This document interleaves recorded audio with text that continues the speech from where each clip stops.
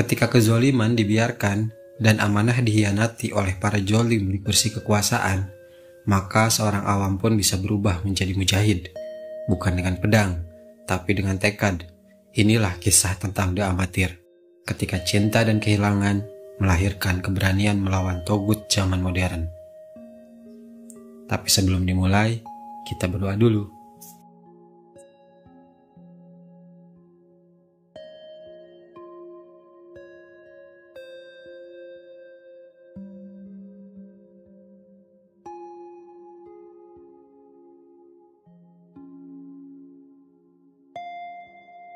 Di awal cerita, kita diperkenalkan dengan Charles Heller. Pria ini adalah seorang ahli kriptografi. Charlie adalah pria yang jauh dari kekerasan. Ia hidup dalam dunia kode, enkripsi, dan algoritma di sebuah ruang kecil di kantor lembaga intelijen negara Amerika.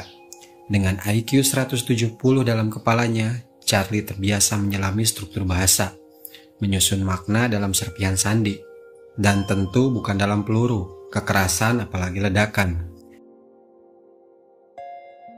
Di rumah hidupnya tenang dan indah bersama Sarah, seorang istri yang penuh kelembutan. Kehidupannya lurus dan bermakna. Mereka punya mimpi sederhana, yaitu memperbaiki sebuah pesawat Cessna tua yang dibeli dengan tabungan bertahun-tahun. Namun tak lama, kedamaian itu hancur ketika Sarah melakukan perjalanan bisnis ke London. Sebuah serangan teroris terjadi di kota itu. Pagi itu Charlie berangkat ke kantor seperti biasa, dan secara mengejutkan, dia mendapat kabar dari atasan bahwa Sarah telah menjadi korban dalam insiden serangan di London. Charlie, I need you to come with me to the director's office. Director. At the Christopher Street Hotel.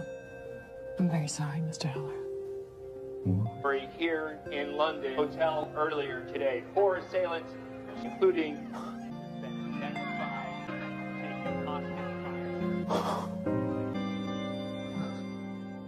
Hari itu Charlie langsung pulang dan tak pernah tahu bagaimana caranya untuk sejenak tenang. Di rumah ia melihat berita bahwa pihak CIA bergerak cepat. Mereka menyatakan insiden itu sebagai kolateral atau bencana yang terjadi dan tak bisa dihindari. Tak ada penyelidikan mendalam, tak ada nama-nama yang diungkap, dan tentu saja tak ada balas dendam. Tapi Charlie enggan tinggal diam. Dia mencari jalan dengan keahliannya untuk mengungkap siapa pelakunya dan menemukan sesuatu yang tak sesuai. Dalam sistem sandi internal negara yang ia kelola, ia mulai mengidentifikasi pola komunikasi yang seharusnya tak ada. File yang mengarah pada operasi drone, rahasia di Timur Tengah, dan satu kode lokasi yang sejalan dengan keberadaan kelompok yang mengklaim serangan di London. Disitulah kecurigaan lahir. Dia menduga bahwa CIA sebenarnya tahu siapa pelakunya, tapi memilih bungkam. Charlie mencoba menunjukkan temuannya ke atasannya, tapi tanggapan yang ia terima cukup mengecewakan, bahkan mencurigakan. Kepala Deputi Direktur CIA yang bernama Moore dan analisis senior bernama KB menyatakan, tidak cukup bukti jika mendeklarasikan nama pelaku hanya dengan sebuah nama yang didapat dari hasil kriptografi. Mereka menyuruh Charlie kembali ke tugasnya, mengubur Duke dan biarkan para petinggi yang menanganinya. CCTV and the audio to give us a 360. This is Horst Schiller, former Armenian IO. Thank you. But everything, security of this... Charlie tidak diam. Ia menggali lebih dalam, menyusup ke sistem yang bahkan tak seharusnya diakses. Dan di sana dia menemukan sesuatu yang lebih gelap. Ada proyek rahasia dalam CIA yang menuju pada pengiriman peluru dan sistem pembunuhan otomatis, yang diprogram untuk menyasar sasaran berdasarkan data digital yang seringkali salah. Beberapa operasi tersebut diketahui menyebabkan kematian warga sipil. Hal itu termasuk yang berkaitan dengan jaringan atau para pelaku di London, yang juga merenggut nyawa istrinya. Lebih mencengangkannya lagi, Charlie menemukan bahwa peluru yang digunakan dalam serangan itu berasal dari inventaris senjata Amerika yang dijual ke praksi teroris sebagai bagian dari operasi kotor yang melibatkan orang dalam CIA. Charlie pun kembali membawa semua temuannya kepada Moore dan Callum karena dia tahu persis apa yang disembunyikan atasannya. Di sana Charlie menunjukkan semua data pelaku dan berharap atasannya menindaklanjuti keadilan yang seharusnya. Tapi lagi-lagi atasan menolak menindaklanjuti. Moore dengan tenang menyarankan Charlie untuk menjaga akal sehatnya. KB memperingatkan agar dia tak main hakim sendiri dan jelas ini bukan wewenang Charlie. Disinilah Charlie mengambil langkah yang cukup berani. Charlie yang mengetahui bahwa pimpinan yang juga terlibat dalam persediaan senjata dan mengetahui bahwa sudah pasti CIA tak akan ikut campur, akhirnya Charlie pun meminta beberapa hal yang harus dituruti. Dia berencana akan melakukan balas dendam dengan kemampuannya. Charlie hanya minta akses ke pelatihan khusus intelijen negara, meminta 5 paspor dan data diri yang berbeda untuk mendukung misinya. Jika pimpinan tak menuruti, Charlie memberi ancaman pada Moore dan Caleb bahwa dia secara diam-diam telah menyalin semua data sistem dan data itu bisa terposting otomatis ke media jika terjadi sesuatu dengan Charlie. Ia punya cukup bukti untuk memenjarakan siapapun yang menghalangi rencananya. Karena pimpinan CIA tak punya pilihan, mereka mengirim Charlie ke pelatihan khusus. Di sana dia dilatih oleh Kolonel Robert Hendo, seorang veteran perang yang sudah tak bisa diragukan lagi kemampuan dan kesetiaannya. Latihan berlangsung keras. Charlie belajar membuat bom improvisasi, menembak dalam tekanan, membaca situasi dalam ruang gelap, dan melatih kemampuan bertahan di setiap keadaan. Tapi nampak, trauma kehilangan Sarah membuatnya kerap kehilangan fokus. Setiap kali menodongkan pistol ke arah sasaran, bayangan wajah Sarah muncul. Hingga waktu berjalan dan tak terasa 2 bulan berlalu. Pelatih yang bernama Hendo menyimpulkan bahwa Charlie adalah pemikir, bukan pembunuh. Ia punya otak, tapi tak punya insting kepuasan. So, how do you plan to take them all out? That's what I need you to teach me. I'll teach you. Take it. Oh, Come on, take it! Hey, now! Put your finger on the trigger. Look at me. Come on, Charlie. You're just not a killer, Charlie. People have certain gifts. I can't make you into something that you're not. Di saat yang bersamaan, kita diperlihatkan bahwa ternyata pimpinan setuju mengirim Charlie ke pelatihan khusus agar pimpinan dan timnya bisa mencari semua data yang tersimpan oleh Charlie. CIA menggeledah ruangan kerja, bahkan sampai menggeledah rumah Charlie. Di sisi lain, Charlie terus melakukan pelatihan dan mencetak beberapa paspor dan data diri sesuai permintaannya. Hingga tak lama kemudian, CIA yang terus mencari-cari data yang disembunyikan Charlie, mereka pun tak menemukan apapun. Akhirnya, pimpinan dan timnya berkesimpulan bahwa sebenarnya Charlie hanya menggertak agar dia mendapatkan pelatihan khusus. Pimpinan pun langsung menelpon Hendo dan memberi perintah untuk mengakhiri si Charlie. Yeah. Okay. Namun hebatnya, di sini si Charlie sudah beberapa langkah di depan mereka. Ia menyadari rencana pimpinan untuk menyingkirkannya. Karena tentu Charlie tak bodoh, dia selalu menyadap pimpinannya sehingga dia tahu apa yang akan dilakukan oleh pimpinannya. Charlie pun menyusup keluar menggunakan identitas palsu yang sudah ia siapkan sebelumnya. He's gone? He's got a bag full of passports. Maybe y'all misjudged this individual?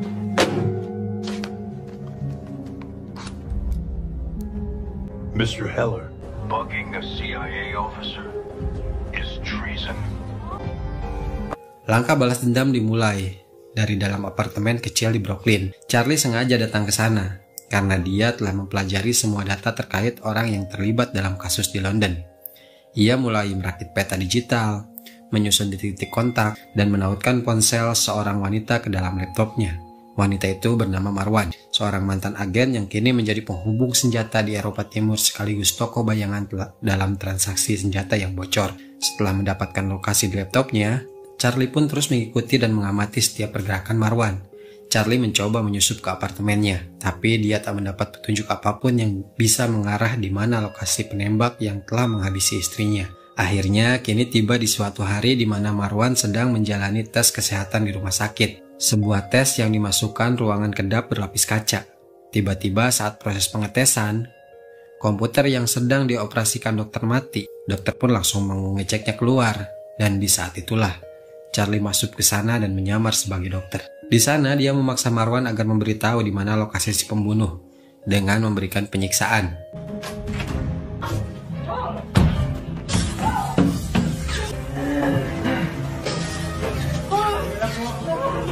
Tell me where Horst Schiller is and I'll let you out.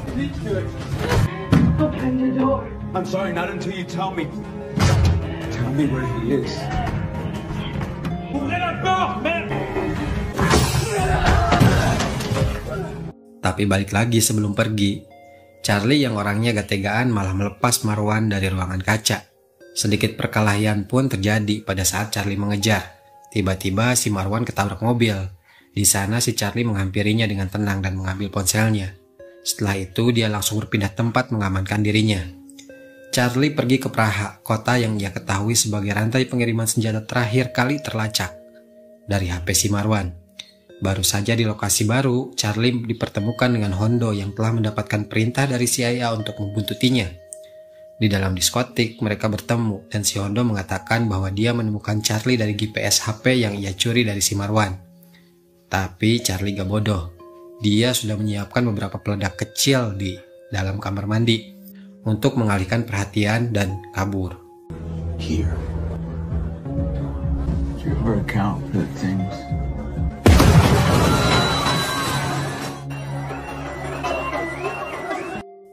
Mengetahui semuanya mungkin tak aman, Charlie pun bergerak diam-diam. Ia menyuap satu mantan intel lokal untuk membantunya dalam misi. Intel yang akan membantunya adalah seorang wanita yang ternyata mantan suami dari seorang agen CIA yang dikhianati dan dibiarkan mati dalam penugasan. Wanita itu bernama Kualin.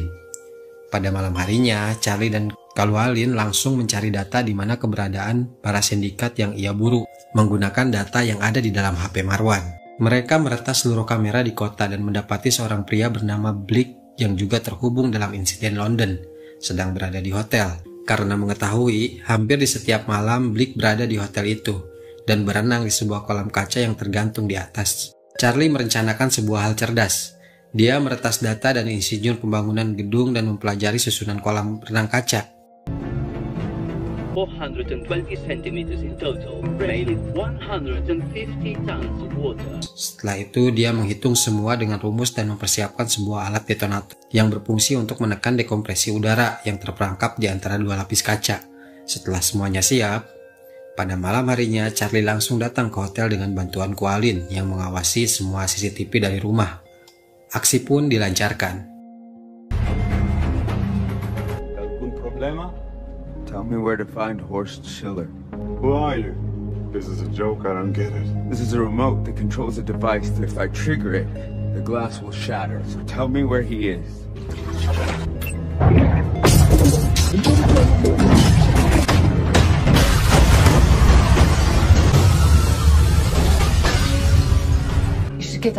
Setelah itu, ternyata ada si Hondo yang diam-diam juga mengikuti Charlie. Tapi dengan bantuan Kualin yang mengakses CCTV, Charlie pun bisa dengan mudah pergi dari sana menghindari si Hondo.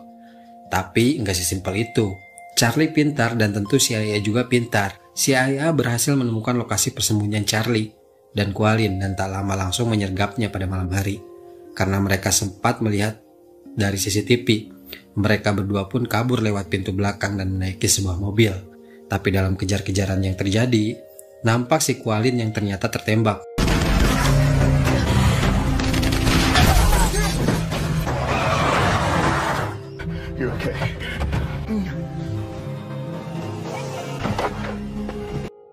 Charlie pun langsung mengambil kemudi, meskipun kehilangan nyawa Kualin. Setelah itu semua, Charlie terlihat sedikit berduka dan kembali dalam misi. Karena kehilangan beberapa petunjuk, kini dia kembali membuka laptopnya dan mengakses data jual beli senjata yang dilakukan pimpinan. Dia cerdik, dia membuat transaksi palsu di sebuah gedung dengan kelompok jaringan yang membunuh istrinya. Saat transaksi terjadi dan kelompok itu membuka kotak peti senjata, ternyata isinya bukan senjata, melainkan sebuah bom yang telah dirancang dengan sistem apabila peti tertutup setelah dibuka, maka otomatis bom akan meledak.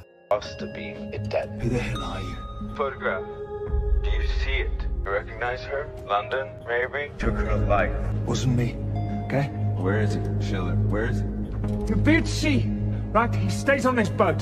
Port on the Baltic, Primorsk. That's all I have. We'll see. Di situ Charlie mendapatkan petunjuk bahwa ternyata Schiller bersembunyi di sebuah kapal di tepi pantai. Setelah mendapat petunjuk, nampak Charlie yang tetap pergi tanpa mematikan sistem bom yang ia rakit. Kini Charlie pun berpindah tempat untuk mendekat pada lokasi yang membunuh istrinya di sebuah pelabuhan. Ia mulai mencari-cari informasi yang ia butuhkan, mencoba berpikir dari sudut mana dia bisa mendapatkan petunjuk. Berjam-jam dia mengamati dengan jeli siapa orang di sana yang cukup mencurigakan dan akan menjadi jalan menuju si Sailor. Dia memfoto seorang yang berdiri di sebuah kapal kecil di rumahnya. Dia mempelajari foto itu dan mencari detail kapal dari plat nomor yang ada di foto sebelumnya. Tak hanya itu, nampak Charlie melakukan sebuah pemrograman melalui akses CIA yang sampai sekarang masih bisa diakses.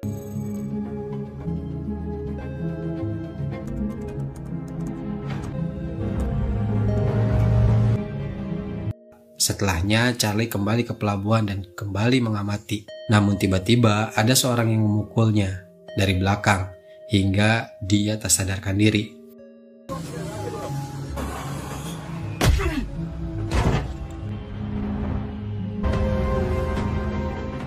Charlie pun langsung dibawa dengan sebuah kapal kecil menuju kapal besar, di mana di sana adalah tempat Sher berada. Dalam kapal itu, akhirnya mereka berdua pun bertemu dan sebuah perbincangan pun terjadi. Who's coming after me? I'm coming after you. I came here to face my wife's killer. So it is just you. Charlie's revenge? Tiba-tiba di sana Sailor malah ngasih senjata ke Charlie dan menantang apakah Charlie mampu menarik pelatuk senjata. Menurut Sailor, Charlie lebih sadis daripada itu. Sejauh ini Charlie selalu membunuh target-targetnya dengan kecerdasan dan cukup menyiksa. After men 16 stories, your elaborate murders from a distance, because it's hard to take a life, but doesn't mean you're weak. Go ahead. End it face to face.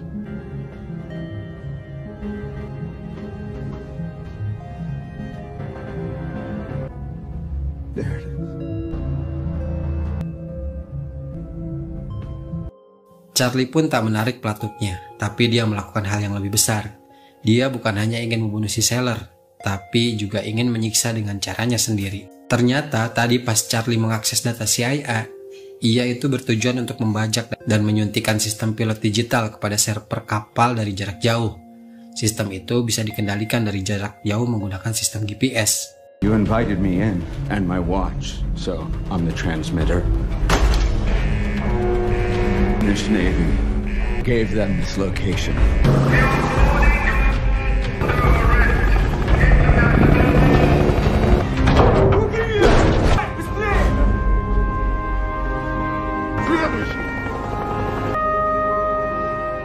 Tapi siapakah yang mengendalikan semua itu? Disinilah semuanya terjawab.